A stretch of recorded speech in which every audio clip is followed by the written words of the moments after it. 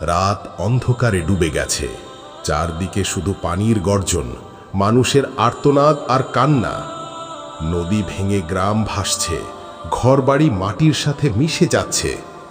শিশুরা মায়ের বুক আঁকড়ে ধরেছে, মা খুঁজে ফিরছে তার নিখোঁজ সন্তানকে। বাবা হাহাকার করছে পুরো পরিবার হারিয়ে। হে আল্লাহ, এই দৃশ্য আমাদের অন্তরকে ভেঙে চুরমার করে দিচ্ছে।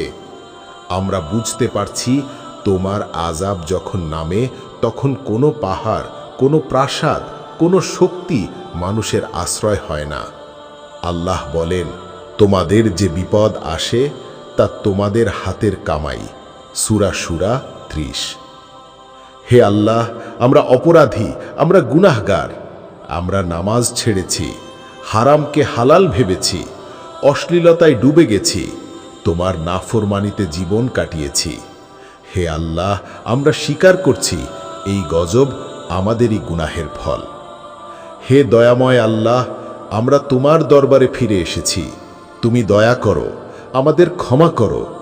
এই পানিকে ধ্বংস নয়, বরং রহমতের বৃষ্টি বানিয়ে দাও। হে আল্লাহ, তুমি সেই রব যিনি নূহ আলাইহিস সালামকে মহাপ্লাবন থেকে রক্ষা করেছিলে।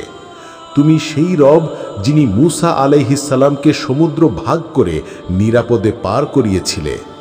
হে রব্বুল আলামিন, আজ আমরাও তোমার সেই দয়ার প্রার্থনা করছি। আমাদের সন্তানদের হেফাজত করো, আমাদের পরিবারকে নিরাপদ রাখো, আমাদের ঘরবাড়িকে হেফাজতে রাখো।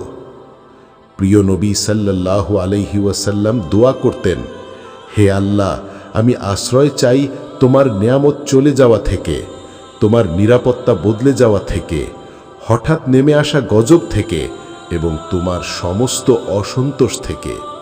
সহিহ মুসলিম। হে আল্লাহ, আমাদের নেয়ামত ফিরিয়ে দাও, আমাদের অন্তর নরম করে দাও, আমাদের চোখে তাওবার অশ্রু দাও, আমাদের এমন জীবন দাও যেখানে থাকবে নামাজ, জিকির আর তাকওয়া।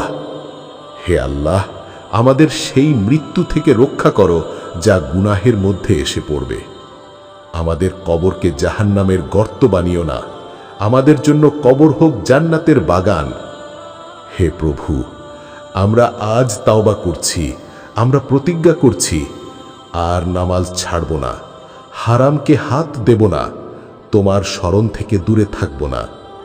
হে আল্লাহ, তুমি আমাদের ক্ষমা করো, তুমি আমাদের সন্তানদের হেফাজত করো, তুমি আমাদের দুনিয়া ও আখিরাতের রহমত দান করো। আমিন।